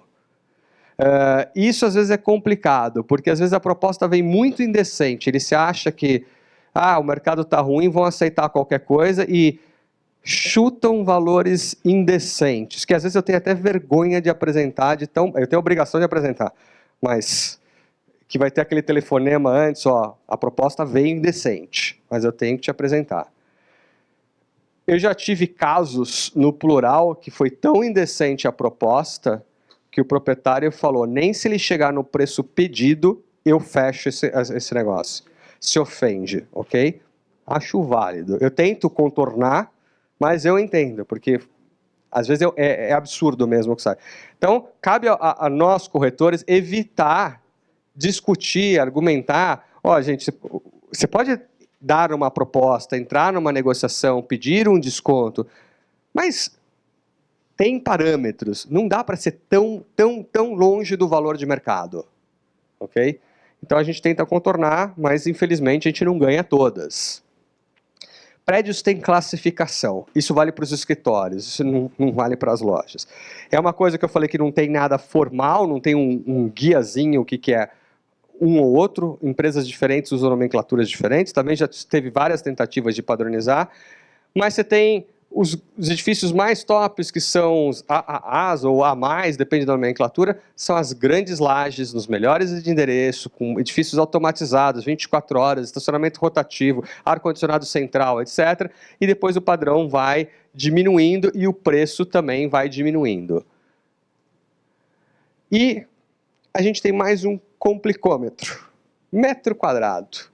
Metro quadrado deveria ser 1 por 1 metro quadrado, mas não é sempre assim. Então a gente tem diferenças. Existem várias metodologias de se medir os metros quadrados. Proprietários diferentes e inquilinos diferentes vão usar metodologias diferentes. Não cabe aqui, em 2 minutos, entrar em detalhe e explicar o que é cada uma. O grande padrão no Brasil é a área privativa. Então, a área que eu sempre vou perguntar e vou usar como parâmetro é a privativa. Existem outras formas. E o mais difícil, gente, é que não tem uma regrinha. Um privativo vale tanto de BOMA, ou tanto de IPMS, ou tanto de área útil. Isso varia de imóvel para imóvel. Às vezes, a diferença é gigantesca. 30%, 40% ou mais. Olha que absurdo. Não é que vai dar 2, 3 metros quadrados de diferença. Ela é gritante. Tem prédio, por exemplo, tem um prédio na Juscelino que o dia que eu entrei a primeira vez, eu falei, opa, cadê os metros quadrados que deveria ter aqui? Porque era visual. O negócio era tão discrepante, o imóvel era tão distante daquela área, mas ele usou uma metodologia diferente e é permitido, e se as duas partes entrarem em acordo, parabéns, você tem um negócio. Só que isso também varia com o momento econômico e com o tipo de empresa e com o padrão do imóvel. Então, às vezes é muito difícil para a gente comparar um imóvel com outro ou conseguir essa informação. Em alguns casos, eu já tive várias vezes que contratar arquitetos para medirem. Você pode ser medido em loco, pode ser com a planta, para calcular realmente quantos metros quadrados que tem em tal formato ou no outro formato. Isso é chato, isso é trabalhoso, mas você pode fazer parceria com o arquiteto, que vai ter interesse depois que se apresente para ele fazer a obra, ou o próprio inquilino ou o próprio proprietário podem levantar isso daí. Os grandes proprietários, hoje eles já têm a medida do imóvel dele, fala, eu quero em tal critério, o cara já te entrega. Então facilitou muito, eles se tornaram muito mais flexíveis, mas a gente vê uma tendência a médio e longo prazo para ir para a BOMA. O que é bom para o proprietário é ruim para o inquilino. Ok? E, para terminar hoje, está chegando lá, vai dar certinho o tempo, tendências. A gente vê uma grande mudança na forma de se fazer negócio e de se trabalhar. A tecnologia chegou, a gente tem celular, tablet, notebook, a gente está cada vez mais móvel. Eu viajo o Brasil inteiro e estou trabalhando em outra cidade, outro estado, outro país, ok? Isso, obviamente, afetou os escritórios, afetou a quantidade de metros quadrados e o layout que as empresas vão ocupar. E a gente tem que estar preparado para isso. O que a gente viu nessa década e vai acontecer nos próximos anos é que as empresas cada vez terão menos metros quadrados de escritório. Então não vou mais entrar nesse mercado de escritório. Não, falta muito escritório. O Brasil tem pouco escritório. Se a gente comparar a quantidade de metros quadrados de escritório com o PIB ou com a população aqui do Brasil com outros países, a gente tem muito menos metros quadrados, principalmente de bons imóveis, do que a gente precisaria. Então ainda tem um espaço gigantesco pela frente. Só que a gente vê uma tendência cada vez maior de coworkings, de espaços compartilhados. Isso está chegando no residencial também. Vocês vão ver agora nos próximos 2, 3 anos isso começar a chegar mais pesado no residencial. Já tem quase 30 empresas trabalhando com isso no residencial no Brasil. Então, a gente vai ver. Então, a gente vê espaços onde várias empresas estão trabalhando no mesmo ambiente, sem nenhuma parede, sentada no mesmo espaço. Por exemplo, eu estou aqui do lado de cá, minha empresa está aqui, em Nova Brau, Centro de Inovação do Bradesco. Gente, um banco faz um prédio para outras empresas trabalharem dentro dele, com locações mensais, com toda a flexibilidade. Eu quero contratar mais 4 pessoas, pego o meu aplicativo no celular, quero mais 4 pessoas, pum, pronto. Quero encolher com essa facilidade, sem burocracia, sem garantias, sem contratos de locação grandes, sem me preocupar com a reforma, com a manutenção, com o café, com a água, com tudo. Putz, então eu, corretor, não vou ganhar mais dinheiro com isso. Aí que você está enganado. Então aí surgem 2 grandes oportunidades com isso. Em primeiro lugar, as empresas médias e grandes dessa área vão pagar a comissão, e comissão boa, para vocês que levarem clientes. Procurem elas. Algumas têm até aplicativo e site para vocês fazerem isso. E de repente isso é um tremendo do negócio. Você está procurando teu cliente, ele está precisando de um imóvel mobiliado. Ele não queria, não estava com isso na cabeça, mas no longo do processo ele viu, não vou ter tempo para fazer a reforma. Leva o cara para um coworking. E se aluga um coworking para ele, sem ter um telefonema, uma indicação no aplicativo. E surge uma outra oportunidade, que eu já fiz vários negócios atuo, é o cara que quer investir e montar um coworking. E ele precisa de um prédio ou de uma casa, ou às vezes é um prédio baixinho, às vezes, enfim, a tipologia varia bastante, e se aluga esse imóvel para esse cara. Aliás, o grande boom hoje no Brasil, nos últimos 6 meses, são hubs de inovação. Toda grande corporação, etc., está investindo em hubs de inovação, que nem esse do Bradesco. E surgem negócios. Então tem um monte de prédio que está aí, pronto, fechado, e poderia virar um coworking. Isso não vale só para o coworking. De tempos em tempos, a gente vai ter adaptação de vários dos mercados com empresas ou setores econômicos crescendo e encolhendo. E é muito importante para a gente que trabalha com mercado comercial entender isso. Os melhores negócios que eu fiz corporativos, sabe como foram feitos? No jornal. Notícias. Todo dia eu ouvia a rádio de manhã, pegava o jornal, pegava o exame e eu lia todas as empresas que estavam crescendo, encolhendo, falindo, comprando, mudando. A cada decisão estratégica dessas corporações, eles vão precisar entregar, consumir, devolver imóveis ou mudar de endereço. Pegava lá, pegava o LinkedIn, quem que é o diretor responsável pela área, marcava uma reunião. Eu não esperava ele me ligar e me achar. Não faz sentido, gente. Você tá de graça, disponível para todo mundo. Então, é muito importante você estar entendendo o que está acontecendo.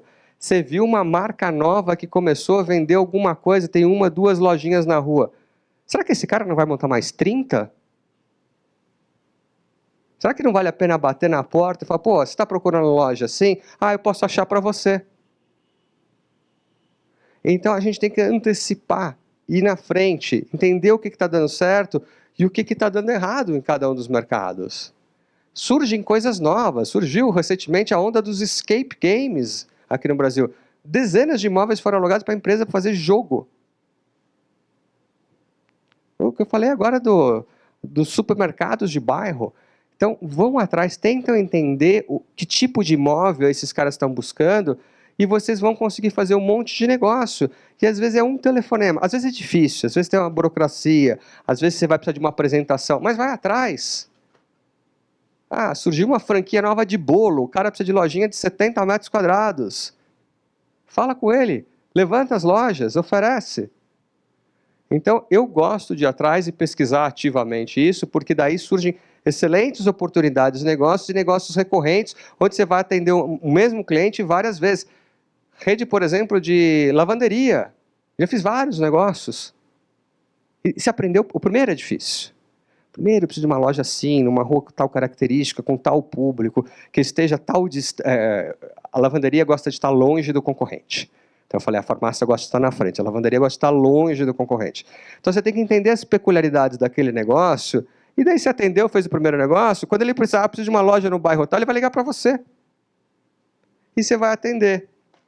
Então, ele tem alguns truques, alguns segredos, mas vocês viram, não é nada complicado. É ter um pouco de conhecimento técnico, é entender os números do mercado, é conhecer aquele bairro que você está atuando, e você vai conseguir ter sucesso em tudo isso, gente. E muito obrigado, eu vou abrir para perguntas.